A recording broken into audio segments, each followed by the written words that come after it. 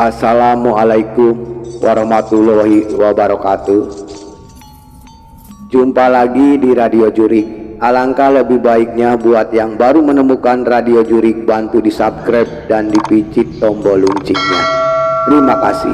Kali ini Radio Jurik memiliki cerita yang berjudul Misteri Janin Dalam Toples bagian kedua. Kita langsung aja ke ceritanya. Selamat mendengarkan.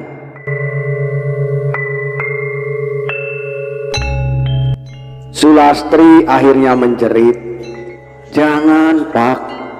Sulastri terlihat kaget, tapi tangan Barda sudah terlanjur mengelusnya. Sebagai orang miskin, memang ia merasa segan, apalagi dengan orang yang memberinya pekerjaan. "Sulastri, kalau tak mau ya tak apa-apa. Aku cuma menawarkan saja. Kalau ingin melihat Kardi tak ada pekerjaan dan tak ada pupuk lagi buat tanamannya, sudah, aku tidak akan menaruh sapi lagi di sini. Lagian juga sapiku bukan menjadi gemuk, malah menjadi kurus. Lebih baik ku kasih buat orang lain," kata Pak Barda kepada istrinya Kardi. "Jangan, Pak, kasihan Kang Kardi," kata Sulastri sangat pelan. Bagaimanapun yang didapat dari memelihara sapi punya Pak Barda cukup membantu keuangannya. "Semua terserah kamu. Kalau tidak, aku akan pergi. Sekarang tak akan kesini lagi buat menaruh sapiku," kata Pak Barda sambil mengancam. "Tapi kalau ketahuan gimana, Pak?" "Tak akan ketahuan, ini rahasia kita saja," katanya meyakinkan. Ia sudah tak sabar ingin segera menjamah tubuh yang ada di depannya. Baik, Pak," kata Sulastri, katanya pasrah. Ia tak ingin suaminya tak ada pekerjaan. Dengan terpaksa ia melakukan itu. Kemiskinan kadang membuat orang mengambil sebuah keputusan yang salah. Senyum kemenangan nampak di bibir Barda. Ini adalah korban kesekian dari kebejatan kelakuan Pak Barda. Sudah banyak hal itu ia lakukan pada istri para pekerja yang memelihara sapinya. Suasana siang itu kebetulan sepi, apalagi rumah Kardi ada di ujung kampung. Maka semakin leluasa Barda untuk melakukan aksinya. Di ruang tamu di atas bangku yang panjang, itulah dengan rakus Barda menikmati tubuh istri Kardi. Suara derit kursi dan erangan dari Barda yang menuju puncak terdengar tertahan. Ia begitu liar melumat istri Kardi yang sangat pasrah. Singkat cerita, akhirnya sudahlah terjadi perbuatan bejat itu.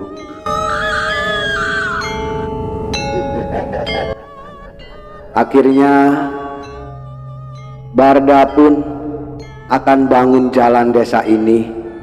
Kalau saya jadi kepala dusun, dan saya akan jadikan desa Paruk desa yang makmur, kata Pak Barda pada suatu kesempatan rapat dusun untuk pemilihan kepala dusun.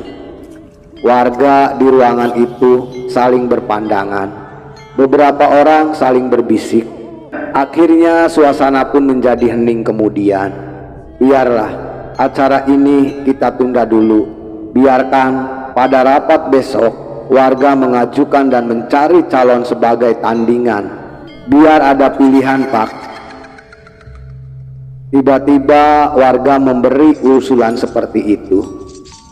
Rasanya tak ada yang lebih baik selain saya, karena saya mempunyai semuanya dan saya orangnya baik pada semua warga, sambungnya sambil memandang pada warga yang berkumpul di ruangan itu.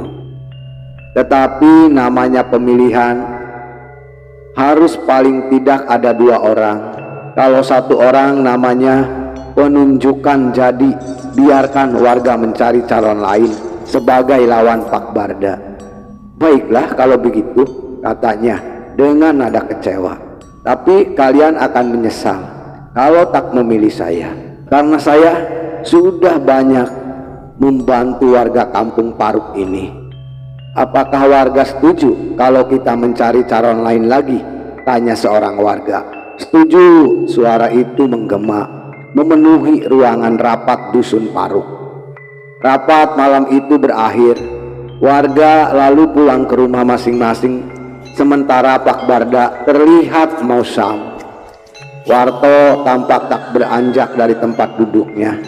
Ia masih menunggu dengan sabar hingga semua orang pulang dan tinggal berdua dengan Barda. Barda kemudian mendekati Warto yang duduk diam. Aku ingin kamu besok membantuku, Tok, katanya sambil duduk di hadapan Warto. Saya pasti, Pak, akan selalu mendukung Bapak, sahutnya. Besok kamu bisa hubungi warga dan suruh mereka memilihku secara diam-diam, terutama orang-orang yang bekerja memelihara sapiku. Bilang sama mereka, kalau tak memilih aku, sapi mereka akan kuambil kembali, katanya penuh penekanan ataupun penuh ancaman. Baik Pak, siapa? Saya akan diam-diam menemui mereka dan pesan Pak Barda akan saya sampaikan pada orang-orang itu. Bagus Warto, kamu memang bagus. Kamu memang orang kepercayaanku. Kalau nanti aku jadi kepala dusun, bongkok tanahku bisa kamu kerjakan dan hasilnya bisa kamu ambil sendiri. Baik Pak, kata Warto kegirangan. Kalau begitu aku pulang dulu. Dan satu lagi, apa Pak? Apa Pak? Kamu cari tahu siapa yang akan menjadi lawanku.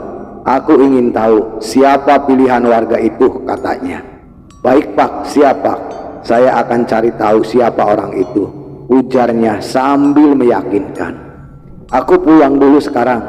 Baik Pak, saya juga akan balik dulu, kata Warto sambil berdiri. Ruang rapat dusun itu pun menjadi sepi ketika Pak Barda dan Warto pergi meninggalkan.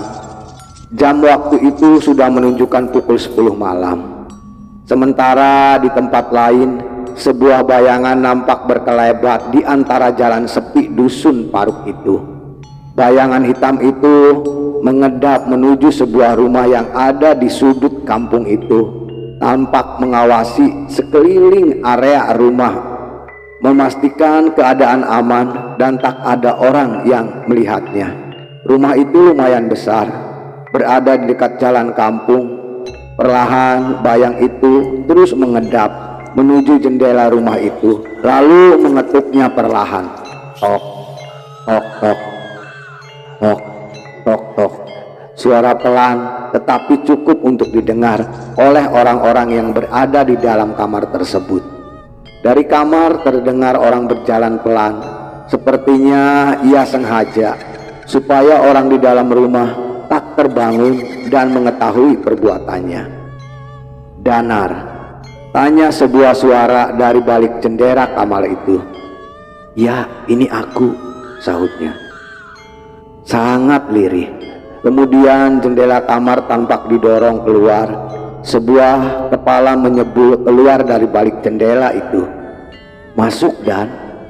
Baik Aruni, sahutnya pelan. Bayangan hitam itu ternyata Danar yang diam-diam sudah janjian dengan Aruni kekasihnya. Danar memang sengaja menyelinap agar perbuatannya tak diketahui warga, karena pasti akan gempar warga dusun Paruk kalau ia sampai ketahuan, dan nama besar Barda, bapaknya, akan tercoreng.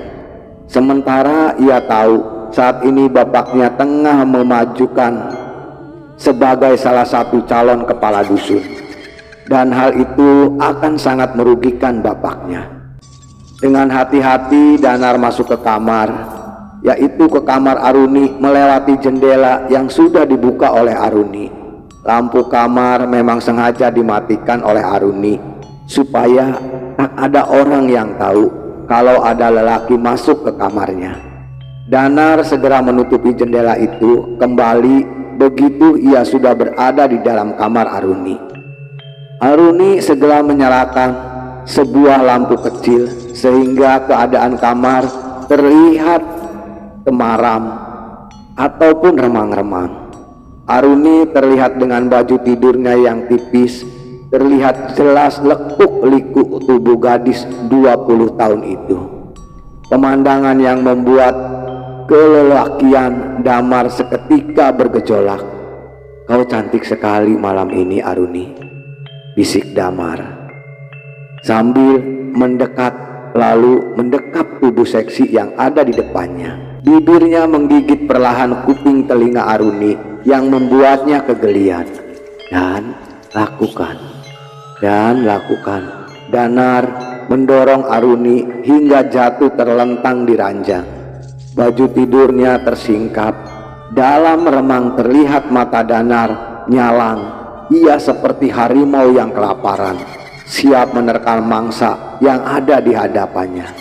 "Aruni, Danar langsung menindih Aruni, lalu menciumi bibir gadis itu dengan sangat rakus. Begitupun Aruni, ia membalas ciuman Danar dengan sangat agresif. Sementara tangan Danar merayap di sebuah tubuh Aruni dengan liar. Aruni pun melepaskan satu persatu pakaian yang menutupi tubuh Aruni. Bersambung, itulah cerita misteri janin dalam toples bagian kedua. Ikutin terus cerita Radio Jurik bagian ketiga yang memiliki judul Janin dalam Toples. Buat yang baru menemukan Radio Jurik, alangkah lebih baiknya bantu di subscribe dan dipijit tombol loncengnya. Terima kasih. Agar bisa mengikuti cerita-cerita Radio Jurik yang lebih seru dan lebih seram lagi. Cerita ini kita lanjut ke bagian ketiga. Dan buat teman Radio Jurik, kami mengucapkan selamat beraktivitas dan tetap semangat. Hantu itu ada.